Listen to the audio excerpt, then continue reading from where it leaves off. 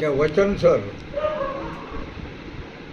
વિવેકસર અને વખતસર આ શરીરથી આપણે કોકને વચન આપ્યું હોય તો એનું પાલન કરવાનું છે.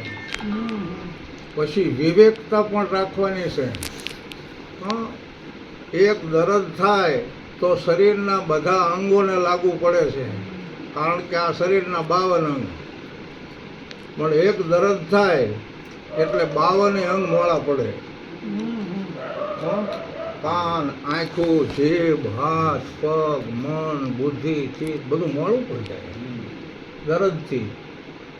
પણ જેને અલખના નામનું દર્દ લાગુ પડ્યું હોય તો એ 52 અંગ ખીલી ઉઠે. આટલો તો મને અનુભવ છે. તો એ બાબુરાવ મહારાજે કીધું કે હરિભજનમાં વાંચેથી આવો સત્સંગી પ્રેમી રંગ રસિયા. તમે બધા સત્સંગી છો, પ્રેમી છો, પણ ગરવા બનવાનું છે તો જ આપણે ગુરુના ગુણ ગાઈ શકીએ.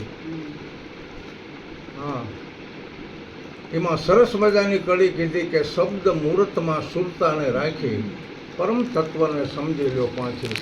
જ્યારે સદગુરુના શબ્દમાં આપણે સુરતા લઈ થશે ત્યારે પરમ તત્વ જે બધાથી પર રહેલા સદગુરુ મહારાજ છે, જે પિંડ બ્રહ્માંડથી પર, એમનો આપણને પરિચય થશે. પરિચય કેવી રીતે થશે કે આખા વિશ્વની અંદર પિંડ બ્રહ્માંડથી પર હોવા છતાં આ દેહની અંદર આવી અને આપણને ઉપદેશ આપી ગયા છે, આપણને આદેશ આપી ગયા છે, બરાબર, આપણને કંઈક સંદેશો આપી ગયા છે. શરીરની માધ્યમતાએ જે આખા વિશ્વનો વાસી છે એ ભીતરમાં આવ્યો અને મારા સદગુરુ ગોરધનદાસજી મહારાજે મને જેમ ઉપદેશ દીધો તો એમાં બીજું કોઈ નહોતું, એમાં એ જ હતા. એમ શબ્દ મુહૂર્તમાં સુરતાને રાખવાની છે અને સચિતાનંદમાં આપણે આખે આખું સમાવવાનું છે.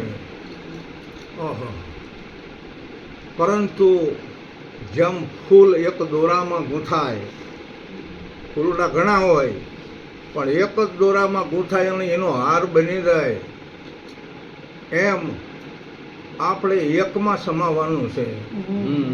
ફૂલડા શરીરના અનંત છે પણ એક એટલે અદ્વૈત, એ એક નામ સદગુરુ છે અને એમાં આપણે સમાવવાનું છે. અને સદગુરુમાંથી અનંત નામ નોખા પડ્યા છે પણ એ નામનો સમેટો કરો ને એટલે એક જ નામ છે.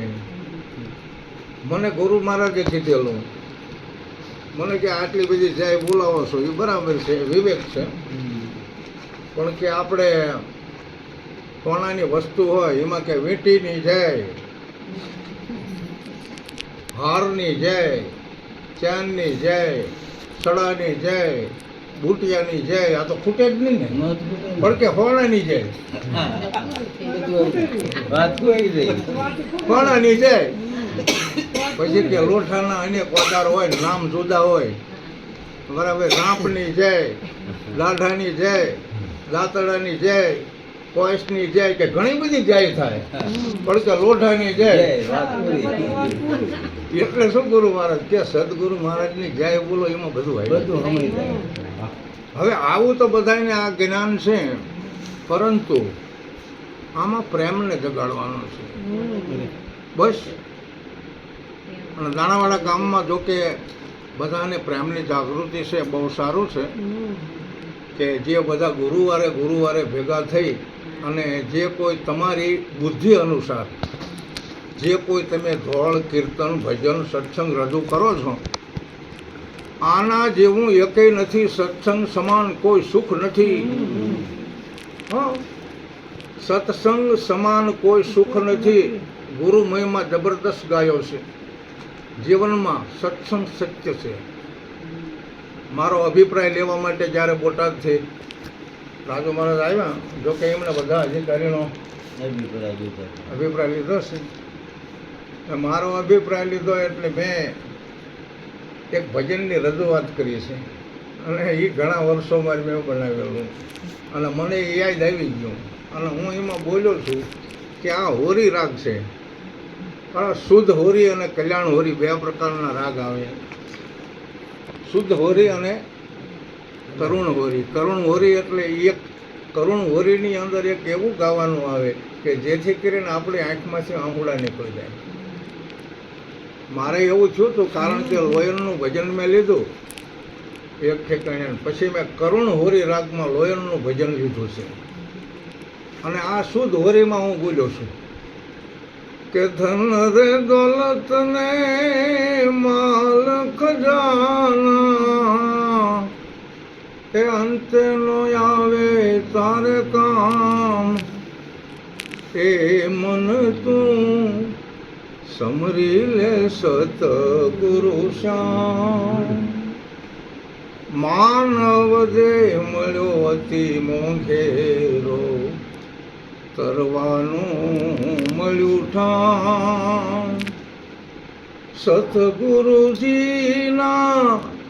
એ ચરણે જઈને એ નક્કી કરી લે તું તો નામ, એ મન તું સમરી લે સતગુરુ શ્યામ. માત પિતા અને સદગુરુ ચરણે 68 તીર્થ ધામ. અરે આવા તીર્થને પડતા મૂકીને ઈ રખડે ગામો ગામ, એ મન તું સમરી લે સતગુરુ શ્યામ.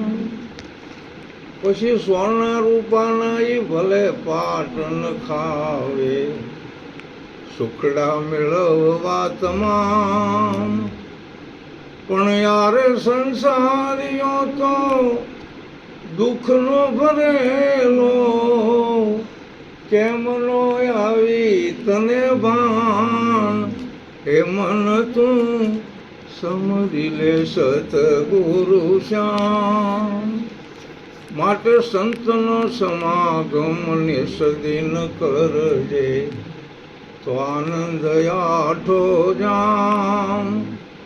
દાસ નટવરને ગુરુ ગોરધન દાસ મળ્યા, ઈ સાહેબે બતાવી મને શાન, એ મન તું સમરી લે સતગુરુ શ્યામ. આ સંસારીઓ દુઃખનો ભરેલો છે, પણ જેને સદગુરુ મળ્યા, જેને સત્સંગ મળ્યો, જેને સંત સમાગમ મળ્યો, એના માટે દુઃખ નથી. કબીર સાહેબે કીધું, રજબર સુખિયા ક્યાંય ન દેખ્યા. રજબર સુખિયા ક્યાંય ન દેખ્યા, જ્યાં જોવું ત્યાં દુઃખ મેરે હોય. આમ જોવો, જગત બધું દુઃખી જ છે. એ દશામાં હું તમારું વ્રત કરીશ, કારણ કે અમારી દશા જો તમે વાળો તો બહુ સારું કહેવાય. બરાબર. તે બહેનો બધા શું કામ જાય છે? તે અમારા ઘરની અંદર જો એવી અવળી દશા એવી જોઈએ ને, તો દશામાં આપણી સારી દશા લાવે. એના માટે થાય છે ને. હે પાર્વતી માતા, હે શંકર મહાદેવ, અમે તમારું વ્રત કરશું, 16 સોમવારના વ્રત કરશું, અને અમે આ દુઃખમાંથી મુક્ત થઈ. પણ છતાંય રજભર સુખિયા નથી કોઈ. એક રજભર સુખ હોય ને તો ધન્યવાદ છે. જ્યારે જોવું ત્યાં દુઃખ મેરે ભાઈ. સવારે અમે કીધું કે આ દુનિયાનું દુઃખ જોઈને મેં 2 હાથ નાખ્યા ધોઈ. આ દુનિયાનો દુઃખ મારાથી ભાંગે એવું નથી, મેં 2 હાથ ધોઈ નાખ્યા. કારણ કે એને સતગુરુ મહારાજનો ઉપદેશ આપ્યો હોય, અને ઉપદેશમાં એટલી આપણને ભાન આવે. બરાબર. અને ઘણાને એવું થાય, આચમ સ્વાધ્યાય પરિવાર વાળા જે કહે છે ને એ સારું છે,